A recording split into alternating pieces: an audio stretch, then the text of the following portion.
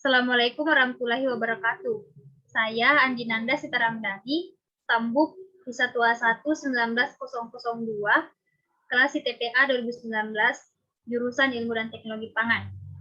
Pada kesempatan kali ini, saya akan memaparkan tugas mata kuliah Biokimia Pangan Lanjut mengenai karakterisasi enzim protease dari daun kelor atau Moringa oleifera Lam. Pada saat ini, perkembangan ilmu bioteknologi khususnya di Indonesia telah banyak menempatkan penggunaan enzim sebagai salah satu bentuk alternatif untuk berbagai keperluan, misalnya pada bidang industri dan juga pada bidang pengobatan. Ada berbagai banyak macam enzim yang telah kita pelajari. Salah satunya yaitu enzim protease. Enzim protease ini memiliki fungsi yaitu berfungsi mengkatalis hidrolisis ikatan peptida pada protein. Sebelum itu, apa itu enzim protease?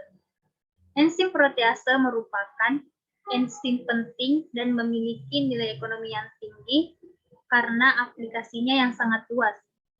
Selain itu, contoh industri penggunaan enzim protease antara lain pada industri deterjen, tekstil, makanan, pengolahan susu, bahkan dipakai juga pada bidang farmasi. Selanjutnya, sumber enzim protease yang telah diketahui berasal dari hewan, mikroba, dan juga tanaman. Saat ini di Indonesia, enzim proteolitik dari tanaman yang digunakan biasanya didapatkan dari enzim papain dari pepaya dan bromelin dari buah nanas. Akan tetapi, selain pepaya dan buah nanas, ada juga bahan lain yang dapat digunakan sebagai sumber enzim protease, yaitu daun kelor. Kita sebagai warga negara Indonesia tentu saja sudah tidak asing lagi dengan tanaman daun kelor. Tanaman daun kelor ini merupakan tanaman yang mudah tumbuh di berbagai jenis tanah. Sangat tidak memerlukan perawatan yang intensif, serta tahan terhadap musim kemarau, dan sangat mudah juga untuk dikembangbiakan. Penggunaan enzim protease dari daun kelor merupakan hal yang sangat menguntungkan, karena alternatif penggunaan enzim protease dari daun kelor ini dapat meningkatkan nilai ekonomis dan pemanfaatan dari daun kelor tersebut yang selama ini hanya dianggap sebagai tanaman liar, serta penggunaannya masih sebagai bahan untuk sayuran, bahkan tidak jarang digunakan juga sebagai pakan ternak. Untuk memperoleh enzim protease pada daun kelor, salah satu caranya yaitu dengan cara ekstraksi. Di dalam proses untuk mendapatkan ekstrak enzim protease ini akan mempengaruhi aktivitas enzim protease. Untuk menghindari penurunan aktivitas enzim protease dalam daun kelor ini, maka diperlukan stabilisator. Nah, stabilisator yang biasanya digunakan yaitu stabilisator berupa EDTA, asam askorbat, ataupun gabungan keduanya untuk mempertahankan agar aktivitas enzim protease yang bersumber dari daun kelor. Selanjutnya yaitu pengaruh suhu terhadap aktivitas dan stabilitas enzim protease. Yang pertama yaitu pengaruh suhu. Suhu optimal yang dibutuhkan untuk reaksi enzimatis ini dicari dengan cara mengukur aktivitas enzim protease pada suhu yang bervariasi. Misalnya pada kisaran suhu 30, 40, 50, 60, dan 70. Adapun langkah-langkah uji yang dipakai yaitu seperti pada penentuan aktivitas enzim. Selanjutnya yang kedua, pengaruh suhu terhadap stabilitas enzim protease. Pada stabilitas enzim protease terhadap suhu diukur dengan cara menginkubasikan larutan selama 20, 40, 60, dan juga 80 menit pada suhu yang bervariasi. Misalnya pada suhu 30, 40, 50, 60, dan juga 70. Setelah dilakukan inkubasi pada larutan enzim kemudian didinginkan dengan cepat dan aktivitas enzim protease yang tersisa diukur juga dengan cara yang sama. Selanjutnya yaitu pengaruh pH terhadap aktivitas dan stabilitas enzim protease. Yang pertama yaitu pengaruh pH. Adapun pH optimal yang dibutuhkan untuk reaksi enzimatis yaitu dicari dengan cara mengukur aktivitas enzim protease pada pH yang bervariasi. Misalnya seperti pada pH 4, 5, 6, 7, 8, dan juga 9. Kemudian yang kedua yaitu pengaruh pH terhadap stabilitas enzim protease. Stabilitas enzim protease terhadap pH diukur juga dengan cara menginkubasikan larutan enzim selama 1 jam pada suhu 40 derajat Celcius dan pada pH yang bervariasi. Selanjutnya yaitu bahan dan alat yang digunakan untuk mengekstraksi dan karakterisasi enzim protease dari daun kelor. Nah, bahan utama yang digunakan di sini yaitu berasal dari daun kelor yang berada di tengah-tengah tangkai dan warnanya masih hijau serta berumur lebih dari 4 bulan.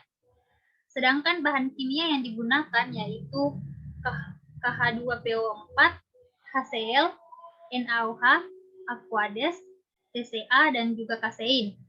Sedangkan alat-alat yang digunakan meliputi timbangan digital, blender, glassware, dan juga sentrifuge dingin. Selanjutnya yaitu ekstraksi enzim protease. Ekstraksi enzim protease dari daun kelor ini dilakukan dengan pelarut bafor fosfat 0,1 m pada pH 7. Nah, bafor fosfat yang digunakan ini yaitu 2 kali volume bahan baku dari daun kelor tersebut. Sedangkan menurut Whittaker pada tahun 1994, penambahan buffer pada proses ekstraksi enzim intraseluler dari jaringan tanaman ini yaitu untuk menjaga pH agar tetap netral. Sedangkan untuk penambahan asam askorbat pada ekstraksi enzim pada daun kelor ini yaitu semakin meningkat seiring dengan bertambahnya konsentrasi asam askorbat yang ditambahkan. Apa fungsi dari penambahan asam askorbat pada ekstraksi enzim protease? Yaitu untuk mencegah agar enzim protease nantinya tidak mengalami oksidasi dan membentuk ikatan disulfida yang membuat enzim protease tersebut inaktif.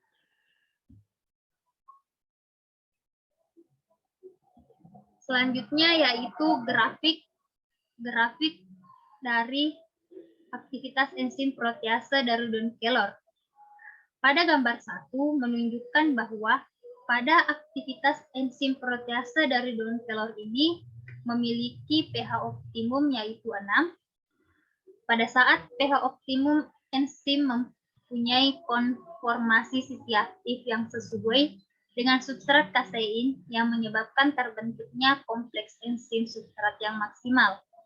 Karena gugus pemberi dan penerima proton yang penting pada sisi katalitik enzim berada pada tingkat ionisasi yang diinginkan, sehingga menghasilkan produk yang maksimal juga. Enzim protease dari daun kelor memiliki kestabilan pada pH 5 sampai pH 7, di mana aktivitas residu ini dihasilkan tidak kurang dari 90%. Pada enzim protease yang memiliki pH di atas 7, kestabilannya mulai menurun. Dibuktikan dengan aktivitas relatif residu sudah di bawah 90%. Data stabilitas protease dari daun kelor menunjukkan sisi aktif protease dapat bekerja optimal pada kondisi asam dan juga netral. Selanjutnya grafik pada gambar 2. Aktivitas enzim protease dari daun kelor mengalami peningkatan pada suhu 30 derajat Celcius sampai suhu 60 derajat Celcius, serta mengalami penurunan setelah berada pada suhu di atas 60 derajat Celcius. Penurunan pada aktivitas enzim terjadi karena enzim mulai mengalami kerusakan gugus aktif. Setelah melewati suhu optimum, aktivitas enzim umumnya mengalami penurunan. Selanjutnya, pada suhu tinggi, ikatan ini akan putus sehingga protein enzim akan terbuka atau disebut juga dengan terjadi denaturasi sehingga menyebabkan sisi aktif enzim berubah konfirmasi dan akan mengurangi aktivitas katalitiknya. Sekian pemaparan dari saya, lebih dan kurangnya mohon dimaafkan. Sekian, wassalamualaikum warahmatullahi wabarakatuh.